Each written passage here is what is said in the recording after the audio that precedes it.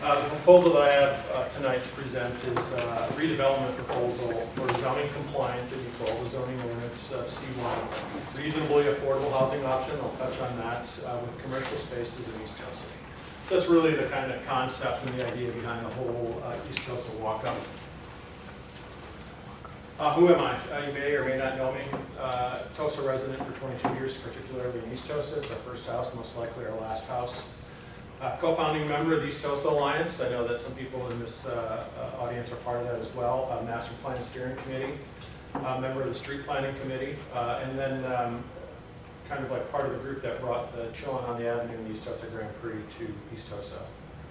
2010, I sat on the Village Master Plans as a steering committee member. You can see the viability and livability that that has brought to the village. Most recently, in 2017, I was a member of the steering committee for the Midtown Tosa Master Plan, and quite honestly, I think that is going to be the pinnacle of all three of these plans. It's really a great opportunity down there. I am in my 20th year of Commercial Design Review Board. That is a quasi-judicial board appointed by the Mayor, Common Council, and you know, it's just something that I really enjoy doing with the city. So you can see my involvement. One thing that I'm most proud of, though, is I'm a co-founding member of the Friends of Center Street Park.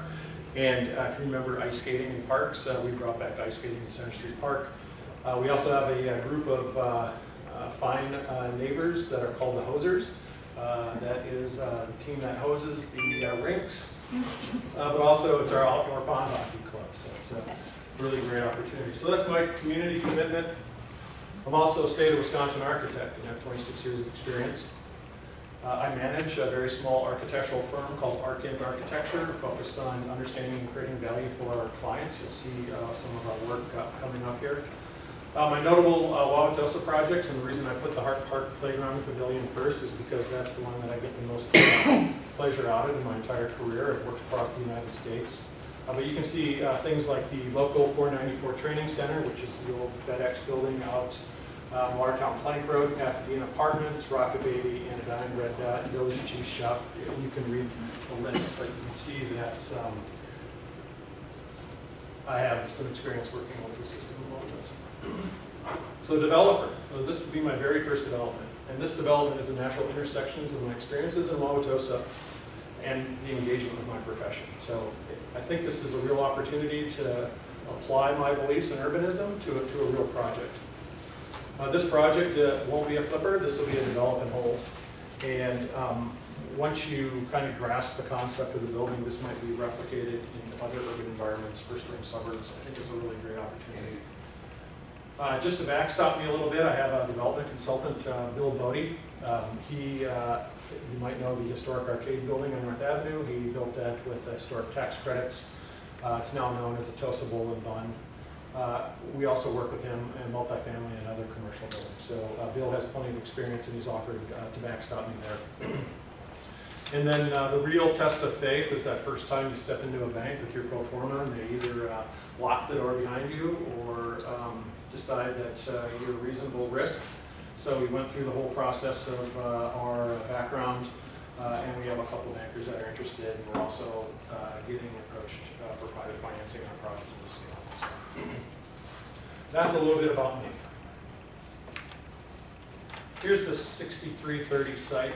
This is directly out of the RFP. Just to get people who may be in the audience familiar with the site. This is a vacant building built over a gas station in 1963. It's been in arrears since 2011. Parcel is approximately 120 feet deep, bordered by an alley on the north, 64th on the west, and North Avenue on the south. And then a typical East Tosa housing and commercial combination, very unique to our district at 6318. And the site is 120 by 90. Again, the C1 zoning allows for 0 setbacks. So you can build to the property line under the entitled process here, or the entitled zoning. 40-foot building height, and then 10 units of housing density, which is a function of the square footage of the site. So it's 1,000 square foot per house per unit on the site. The North Avenue overlay is unique in that it reinforces the idea of street volumes. They talk about where the setbacks are. You'll see that we really start to capture some of the street volumes there. We're also looking forward to integrating our project with the log cabin on the 6404 site. So my proposal raises this existing building and remediates the site for redevelopment. So we're not reusing this building. This building, in my opinion, has some challenges to it, and I think this might be a great time for a fresh start. My development concept is a traditional urbanist pattern of a 3-story mixed use with housing over commercial units built with ordinary residential construction trades in our local market. So there's a few things that I'm working on to maintain the cost effectiveness of this project. Wisconsin Building Code allows for a 3-story wood frame structure, fire sprinkler with a single exit stair. So we're really focusing on some of the concepts in the building code that allow us to minimize our investment. And then a requirement for mixed-use buildings containing 4 or more units, which we have, and built without an elevator, so this project does not have an elevator, hence the East Tosa Walkup, is that all the ground floor units are accessible and adaptable. So I'll show you that in the floor plan. But this is the basis for the physical structure. This is the proposed site development. Oddly enough, when we start talking about multifamily buildings, we try to solve the parking component first because people need to park cars. A project of this scale needs 9 parked cars on site. And we're providing a 9-car wood frame garage in the back. Basic stick frame garage gang together. You've seen these apartment buildings. And then right behind it, a tandem 9 surface parks. The project itself is about a 3,800 square foot footprint, 9 residential unit, 2 commercial unit, 3-story multi-use building. You kind of see that we're setting this building back off the street to kind of create a little more relief on North Avenue. And something that might be more engaging on North Avenue, where most of the buildings, most of the sidewalks are very narrow, and sometimes they're difficult to traverse or even enjoy the outdoor weather. A little patio up front is going to really help my commercial units, whether they're retail, whether they're some form of office, or whether there's some form of restaurant. This project also pulls this building 10 feet off of the adjacent building, and it's really not a gesture to be a great neighbor. It's so that we can get windows, a code compliance solution for windows in the bedrooms and the bathrooms on that side of the building. But it does give me a 10-foot setback from the building edge, and also, you know, the existing building's right up against the adjacent building. So we'll have to see what that looks like behind there. One amenity that I think is really going to help the tenancy here is this shared tenant yard. I've only indicated it with a tag, but I kind of see that as something a little bit more outdoor, personal and private to the tenants rather than an open space. So we would really be looking to amp up the landscape concept there. I forgot to mention that all of the access to the traffic is through the existing alley back here, right? So you come in the back alley. The building itself, so we have the ground level plan where we have 2 commercial storefronts here. One is 1,500 square feet, I can't read that anymore, and 640 square feet. And my residential unit in the back, the accessible, adaptable unit is on the ground floor. So that's where that sits. So you walk up and there's 3 1-bedroom apartments on each floor. And then the residential unit here captures a den that sits over the top of this vestibule. So the project is, it replicates all of the units as much as possible. It's a tight floor plan. It's approximately 80 by 42 in length and width. Really just fits this nice 1-bedroom and den type demographic. So let me jump right into the demographics of this. Oh, here's the proposed North Avenue elevation. And you know, when we came in with the proposal, we were thinking more about a brick walk-up type building. You know, you've seen these buildings throughout Milwaukee, super quiet, super set back, and really not a form of branded living, but more of a casual living style here. targeted demographic. And I think anybody here who understands development rule of thumb number one is if you can't get the rent, you shouldn't develop the building, right? So we're targeting residential rents of a household income of $40,000 to $60,000 a year. And this is a direct response to what we're reading in the housing study. And this isn't subsidized housing. We're not asking for TIF dollars. I'm not going to go to WIDA for any type of tax credit. But in developing the pro forma, I thought, well, what are the target rates for Wauwatosa? So the local average median income in the parlance of AMI, Milwaukee median income is $61,600. You throw the expense ratio of 0.28 at it, so somebody can afford at that income $1,437 a month. Right? That's still above what the average rent is in Milwaukee, but you know, when you start using the expense ratios, you'll start to see where I'm falling in just below that. Wauwatosa median income is $71,000, so that kicks that up to $1,600 a month, and then the average family median income, two professionals, is in the $84,000, so that's almost a $2,000 a month affordable housing expense ratio. So I also did the calculations of 60 and 80% AMI. I'm a little bit higher than 80% AMI on my rents on this, but I think the targeted tenant's professional service employee, along the demographic of a nurse, a mid-level professional, medical college student who's taken on a lot of debt, city employee, or even an empty nest type resident. And that empty nest type resident will start to relieve some of the single family housing pressure that we're seeing, you know, the short term and the short stock that we have. And here's something that I read that I thought was interesting, is that the majority of Wauwatosa employees are service-based, with health services making up the single largest group. So doing the check on development rule of thumb number one, proposed rents and vacancies balanced by the design, suggests this is a feasible development. Right? I think we have a project. Jen sent me an email that asked me to respond to some of the previous questions from the previous CDA. And the first question was, how does this proposal specifically address the needs of the housing study? Well, again, my residential rates are targeted at the household income below the median of the area and are considered reasonable without a tax credit subsidy. So again, non-subsidized housing and being able to obtain the rents that sustain this construction are really helpful. But directly, Housing Policy Summary Priority D, ensure a mix of housing types is available in Wauwatosa, and we've all read this. But they really start driving at the different mix of housing types, which include additional rental multifamily. So we're really looking at 9 units of multifamily here, and I'll address that in the next question. How does it address the goal of the East Tosa North Avenue plan? Well, the written goal is to promote the creation of a viable business district that enhances the quality of life for the surrounding neighborhoods. It took us a while to come to that during the process of the East Tosa plan of what we were really driving at. So I took a step back into some of the earlier studies. The ERA strategy study of 1990 implements new residential development, preferably in the context of mixed-use development. Check. Got that.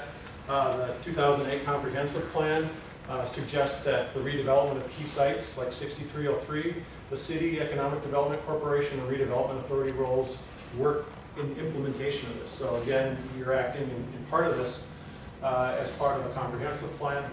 East Tosa North Avenue Plan of 2011 strengthened the 64th and 68th segment. That's a very key area. I think that is the particular area that's been left over between the Uptown Crossing area and the Great Venture Brewing guys, and what's happening on 68th and 67th Street. And then North Avenue development should support residential neighborhoods, likely to take the form of upper level apartments above street level commercial and offices and mixed use projects. I think that's very clear that this project starts to address that. Assess the long-term viability of the project for the uses identified and address marketability and leasability. So as part of my day job, we see a lot of housing studies. Wauwatosa has a considerable demand. I mean, even outside of what the housing study says, the market is trying to move into what some people tell me is the golden suburb. Based on Marcus and Milchap multifamily research market report from Milwaukee, they issue these every quarter. The current market rate Market rate, vacancy rate is 3.8 with the effective rents at $1,100. So when the rents move up and down from there, the vacancy rates increase or decrease. We project a conservative year-to-year vacancy rate of 5% and an average tenant stay to be 2 years. So people will stay for 2 years before they move on, either buy a house or move into a different city. You know, there's a whole bunch of reasons. So this project consists of a total of 9 housing units. I think that's pretty reasonable to be absorbed in the market, particularly because it's new, will be professionally managed, and it's really not considered a challenge to overbuild here on this. Talking about the commercial space, I have a pro forma that's very conservative in the rents for commercial space. I placed it below market to determine if the pro forma would be conservative enough to attract investment. We will be competitive in East Tosa space for small professional offices, pop-up, localized retail. So I think there's a real dynamic here to change the project. So. And then the last question was, hey, can you give us an idea what this building might look like outside of some sketch diagrams? And I have to admit that when you're putting things together and trying to figure out what a project looks like and what the viability of the project is, sometimes this type of rendering takes just a little bit of extra time. So at the request of the committee last time, we put together a kind of a photo montage of what this project might look like, right? Right from the corner, so you can kind of see how it integrates with the street to the north or to the east. And while there's not a lot of people walking up and down the street right now, this is really the ideal. Using the bike lanes. I wish I could put the Santa Rampage bike ride right here. But you can kind of see it's a quiet building. It fits the zoning, and you know, a couple more rounds of design would probably make it even better. So that's the project. That's the East Tosa Walkup.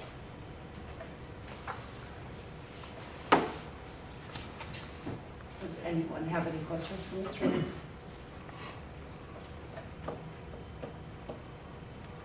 I just have a question. Yep. With the demolition of the existing building, which was built over a former gas station, does that raise any issues as far as encapsulating what's beneath that building, or is that moot because another building is going to be going back in? I don't know the answer to that. I can address that. Sure. Right. So in our proposal, excuse me.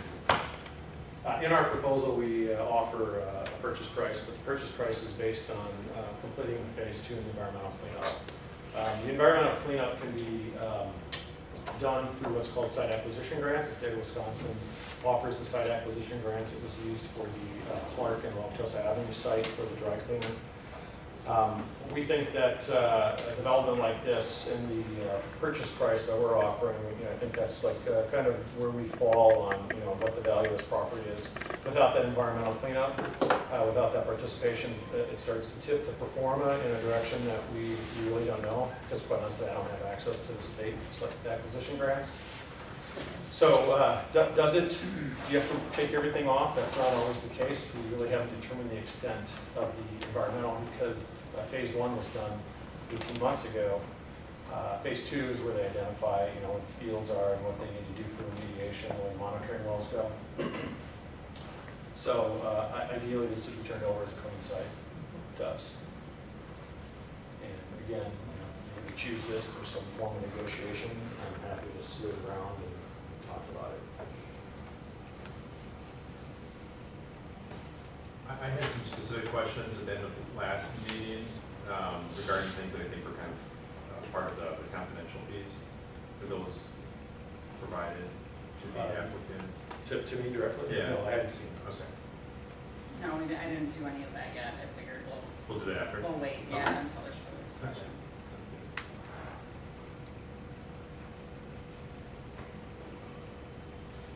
And I think, if I could mention too, if the audience has any questions, we do have comment sheets, and then what we'll do is we'll gather those up and then respond back at a subsequent meeting.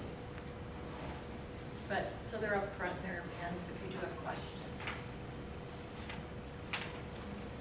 You mentioned in passing something about tying in with the log cabin? I wasn't following. Yeah, so Joe's firm here is bringing the log cabin to the site just east of here. Just west of here, sorry, the site that sits right off here, right? And I have a relationship with Joe and Nick, and I think that if we had a chance to work together, you know, in public space, I would really look forward to something like that. I think it would be beneficial for both his building and my building to have kind of a district-wide flavor to it. So, you know, I've been watching how this is going. I'm kind of have a positive feel for relocating the log cabin and the public space that they're encouraged to put out front, and somehow tie this little sliver of land into something that you know, we would work together on. I can't speak for Joe because I haven't talked to him about it, but quite honestly, I don't see why we wouldn't at least take a crack at it if we were awarded this.